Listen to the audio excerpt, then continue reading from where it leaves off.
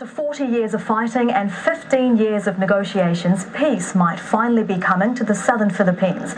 Muslim separatists have signed a deal with the Philippine president. The Moro Islamic Liberation Front, or MILF, has been fighting for its own state. More than 100,000 people have died in the conflict and millions more have fled their homes. We'll get reaction from Cotabato in the southern Philippines in a moment. That's where the MILF has its headquarters.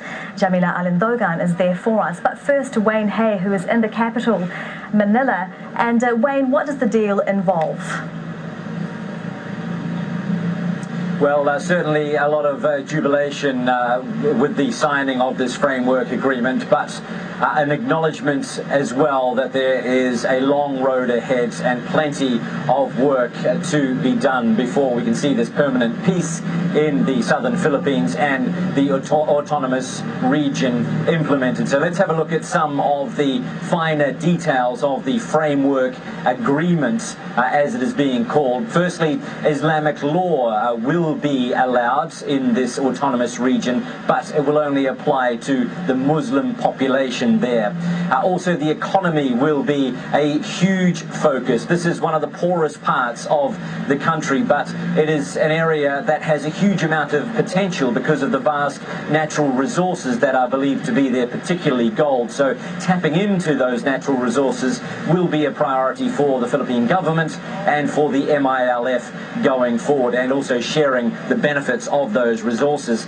But the government here in Manila will continue to be in charge of things like defense, security and foreign relations. So, as I say, still a lot of work to be done, still a lot of hurdles to overcome over the next few years as this deal is thrashed out. The government wants it implemented by 2016, and next month there will be more talks held between both sides in Malaysia once again.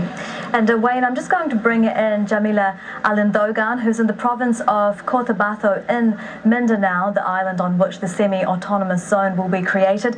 And Jamila, what impact is this going to have on the people in the region, on their lives?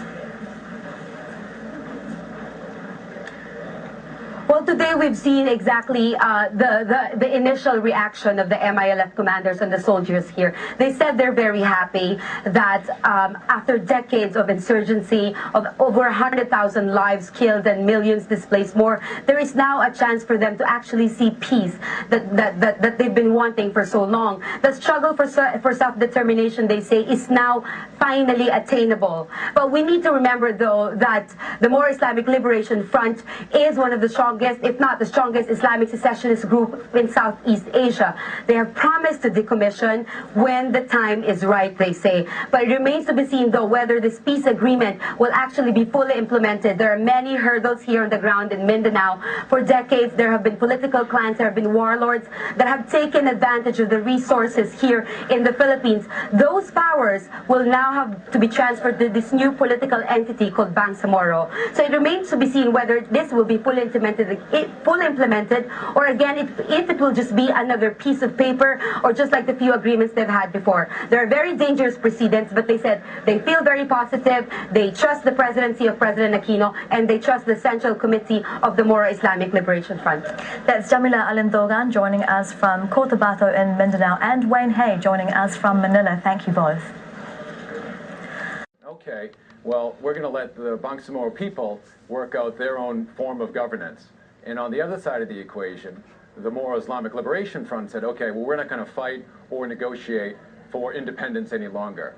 So what this agreement does is it effectively opens up a space for the Bangsamoro people, the people in Mindanao, to come together in a democratic process and work out their own local form of governance. In effect, it takes guns out of the equation. And Mr. Gorman, there have been agreements before, so what is different about this one? I think there's several things that are different about it. One, first of all, you have a very well-loved president in the Philippines who has demonstrated a lot of courage with this agreement and has quite effectively brought together all the different key stakeholders in Mindanao.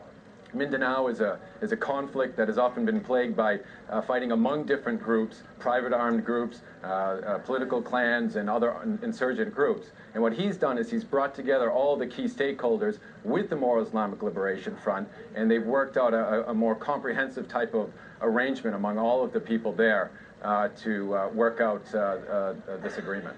Okay, so what needs to happen? This is now a framework deal. What needs to happen now for a peace deal to be put into effect? Well, what will happen now is they're going to work out the details in technical working groups on power sharing and wealth sharing and security arrangements. Then what they're going to do is create a transitional commission which will bring together all of the people down there, all of the key stakeholders within Mindanao, and they're going to work together in creating their own basic law, and that law will then be put in front of Congress for approval, and then it would be put in front of a plebiscite for approval, and then there'll be elections. That's Mr. David Gorman from the Centre for Humanitarian Dialogue, joining us from Manila. Thank you very much.